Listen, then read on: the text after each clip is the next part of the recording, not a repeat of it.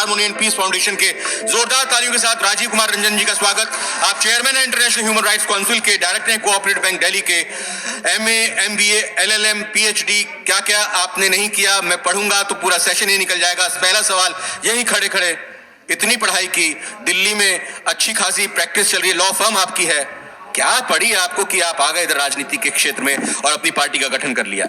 धीरेन्द्र जी, जब लोग किसी आयाम को और कामयाबी को पा लेता है तो उसे फिर समाज के लिए काम करना पड़ता है। प्रारंभिक अवस्था में सभी को पता होता है कि उन्हें बीज बोनी पड़ती है, उनकी एक लड़ाई स्टार्ट होती है, लड़ाई शुरू करते हैं।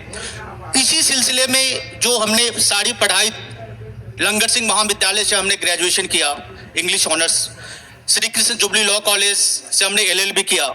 इसके बाद हमने जो उच्च शिक्षा जो हमें लेना था फिर दिल्ली गया, दिल्ली में सुप्रीम कोर्ट में प्रैक्टिस स्टार्ट किया। 18 साल की प्रैक्टिस करने के बाद ये जाहिर सी बात है कि हमें समाज को कुछ देना चाहिए, क्योंकि ये मुजफ्फरपुर की धरती ने मुझे सब कुछ दिया है।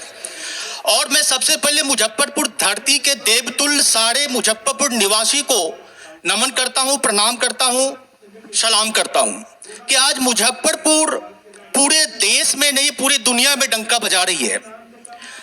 आज हम बात करते हैं आत्मनिर्भर की, चूंकि आज आपके पास टाइम कम है और अभी भी पैनलिस्ट आपके पास हैं। नहीं, आप अपनी बात पूरी रख सकते हैं, जो आप बात रखना चाहते हैं आत्मनिर्भर मुजफ्फरपुर की बात को लेकर, बिहार की बात को लेकर, ऐसी कोई संकोच ना करें प्लीज। जी, इसके सिलसिले में बताना चाहता हूं कि जो भारतीय पंचायती राज पार्टी लोकतांत्रिक जिसकी शुरुआत की गई, एक सोच है, एक फिलॉसफी है और एक समाज सेवा का भाव है। क्योंकि इस पार्टी का जो आप टैगलाइन देखेंगे, अब समस्या नहीं समाधान, पंचायत से संसद तक। क्योंकि आज तक जो जितने भी नेता आ रहे हैं उनका जो सबसे बड़ा एजेंडा होता है कि उनको अपना आत्मनिर्भर करना। भारतीय पंचायती राज पार्टी एक ऐसी पार्टी है देश में डंका बजा के कहती है कि वो अपने लिए काम नहीं कर रही है, समाज के लिए काम कर रही है। जब हमारी फिलॉसफी को आप देखेंगे, हमारे प्रिंसिपल को देखेंगे, तो हम कहते हैं कि हमारे पास अगर किसी भी तरह की समस्या आती है, समाज के लिए आती है, हम समाज के लिए काम करते हैं। इस पार्टी में, भारतीय पंचायती राज पार्टी में जो जितने भी इंटेलेक्चुअल्स जुड़े हुए हैं, जितने भी फिलोसफर्स हैं, जितने भी उद्योगपति हैं, वो अपने लिए कभी बातें नहीं करते हैं।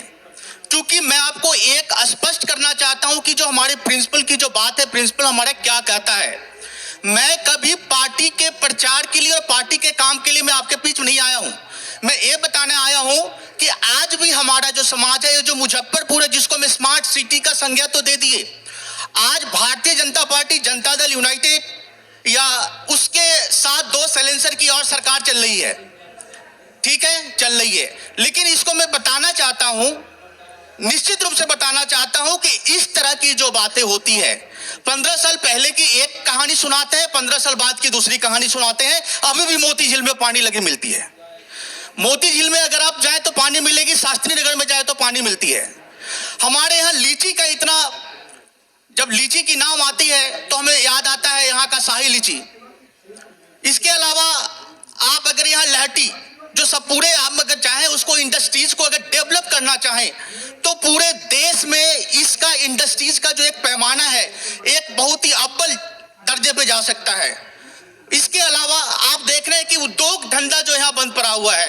आज 15 साल से जो सरकार है या 15 साल पहले जो सरकार थी, किसने बंद किया, किसने खोला? वो बात बिल्कुल मैं समझ रहा हूँ, समस्याएं बहुत सारी और समस्याओं को एड्रेस भी किया गया, लेकिन ये बता दीजिए ना आप आखिर में कि आपकी पार्टी को विकल्प के तौर पर क्यों देखा जाए? अभी तो आपकी पार्टी का जन्म ही मैं कहूं कि सही तरीके से नहीं हुआ है, 1 साल पुरानी भी आपकी पार्टी नहीं है। इतनी सारी पार्टी और ऑप्शंस इस बार दिए गए थे, मुख्यमंत्री के तौर पर कई सारे चेहरे आए थे। राजीव रंजन जी, आपकी पार्टी को क्यों अल्टरनेट के तौर पर देखा जाए? आखिर क्या वजह है इसके पीछे? सर, इसके वजह है, इसमें जो फिलॉसफी कहता है, जो समाज के लिए जो काम कर रहे हैं, पार्टी के जितने भी कार्यकर्ता हैं, जितने भी पार्टी के फिलॉसफर कह सकते हैं, समाज सेवक कह सकते हैं, समाज सुधारक कह सकते हैं, उनकी जो सोच है, हमारा जो सबसे बड़ा सोच में बताना चाह रहा था कि भारतीय पंचायती राज पार्टी एक ऐसी पार्टी है, कहती है कि जो सबसे ज्यादा वोट लेके आएगा वो ही मुख्यमंत्री बनेगा, कैबिनेट मिनिस्टर वो बनेगा। ऐसा नहीं होगा कि आपके पास वोट आया नहीं, आपको जनता ने हरा दिया और जाके कैबिनेट में बैठ गए। ये हमारी पार्टी की सिद्धांत नहीं है। हमारी पार्टी की यह सिद्धांत नहीं है कि अगर कोई भी पार्टी काम कर रही है, कोई भी पार्टी को आप आवाज नहीं उठा रहे क्योंकि आपको अपनी कुर्सी बचानी है।